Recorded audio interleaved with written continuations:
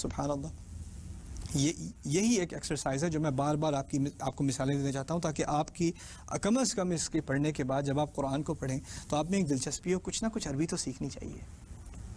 ٹھیک ہے عربی کے ماہر نہیں بنیں گے, کوئی بات نہیں, وہ اللہ تعالیٰ پر ہے, آپ کا مسئلہ نہیں ہے, وہ اللہ تعالیٰ کا مسئلہ ہے.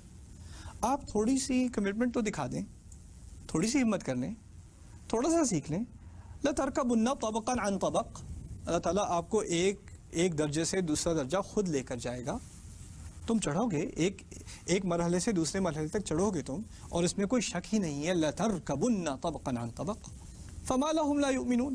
پھر انہیں کیا مسئلہ ہے, ایمان کیوں نہیں لاتے, مانتے کیوں نہیں, اس بات پر انہیں یقین کیوں نہیں آتا کہ ان کی پروگرس ہوگی. اللہ تعالیٰ کا خود سوال ہے اسی آیت کے فوراً بعد, فَمَا لَهُمْ لَا يُؤْمِنُونَ. قرآن کی بڑی مشہور آیت ہے وَلَقَدْ يَسَّرْنَا الْقُرْآنَ لِلذِّكْرِ فَهَلْ مِن مُدَّكِرٍ. فَهَلْ مِن مُدَّكِرٍ. اس آیت میں جو خوبصورتی ہے میں حیران رہ جاتا ہوں. اللہ تعالیٰ فرما رہے ہیں کہ ہم نے قرآن کو ذکر کے لیے آسان کر دیا. ذکر کا مطلب اللہ تعالیٰ کی یاد کرنا.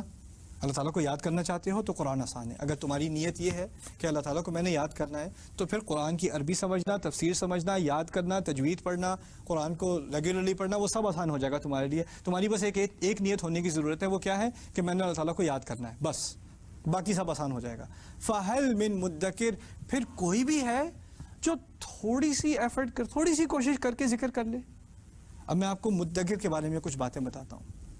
مدکر اصل لفظ ہے مذکر.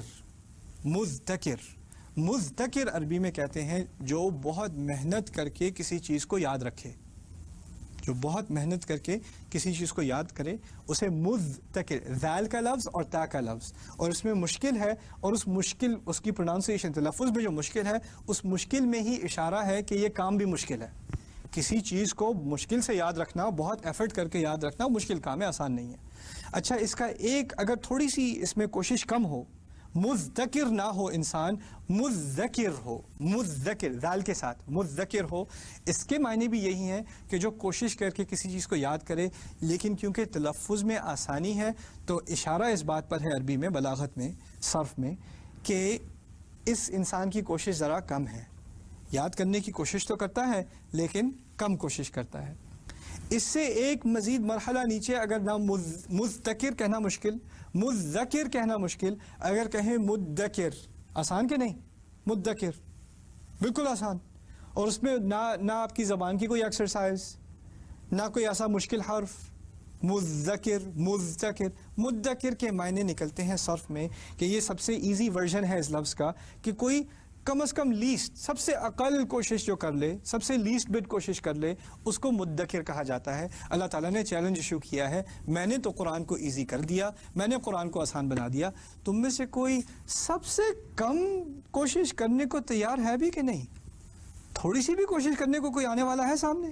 کوئی نظر نہیں آ رہا. فَهَلْ مِن مُدَّكِرٍ, تھوڑی سی کوشش تو کر لو, تھوڑی سی کوشش. تو هَلْ مِن مُدَّكِرٍ, کوئی بھی ہے, اور یہ سوال ایک دفعہ نہیں, 3 دفعہ قرآن میں.